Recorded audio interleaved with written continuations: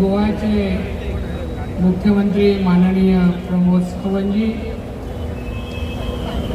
सन्माननीय मंत्री उदय सामंत, सन्माननीय रवी चव्हाण, सन्माननीय केसरकर, भाजप आणि आघाडीचे सर्व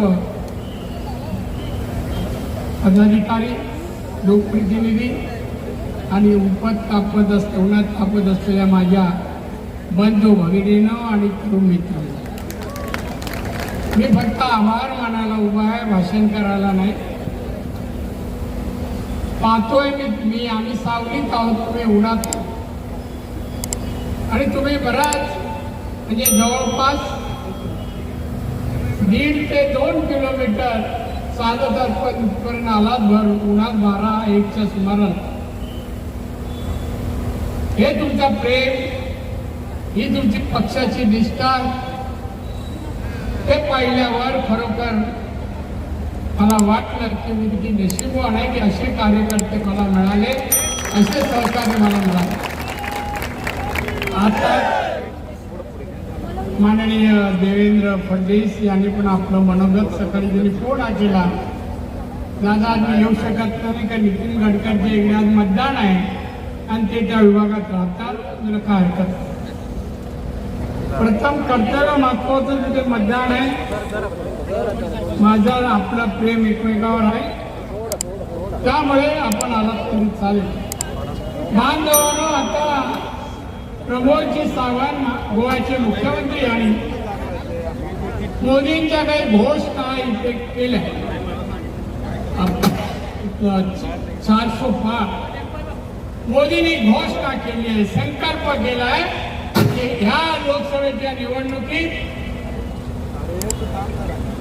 भारतीय जनता पक्ष आणि मित्र पक्ष 400 पेक्षा जास्त जागा यावेळेस जिंकतात. कशासाठी? भारत विकसित देश बनवण्यासाठी, भारतातील गरिबी जाऊन आत्मनिर्भर भारत बनावा यासाठी मोदी तिसऱ्यांदा निवडून येऊन हॅट्रिक करणार आहेत आणि त्यांची हॅट्रिक करण्यासाठी आपला प्रयत्न करा. माझी तुम्हाला छोटीशी विनंती आहे, मोदींनी घोषणा दिली की अगदी बार 400 पार, या 400 मध्ये रत्नागिरी सिंधुदुर्गाचा खासदार असावा यासाठी 2.5 लाख पार, 2.5 लाख मताने निवडून येणार, 2.5 लाख पार.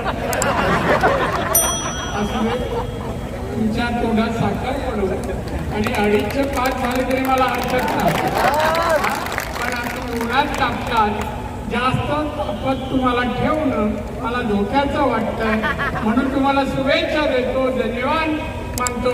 सन्माननीय प्रमोद सावंत, रवी चव्हाण, आमचा उदय सामंत, आमचा किरण सामंत आणि केसरकर साहेब या सर्वांचा मी आणि आमचे निकम साहेब यांचा मी अतिशय ऋणी आहे. त्या ठिकाणी आले ते शुभेच्छा दिल्या आणि म्हणून त्यांचा सर्वांचा मी अतिशय ऋणी आहे. जय हिंद, जय महाराष्ट्र. आज आपल्या राणे साहेबांच्या उमेदवारी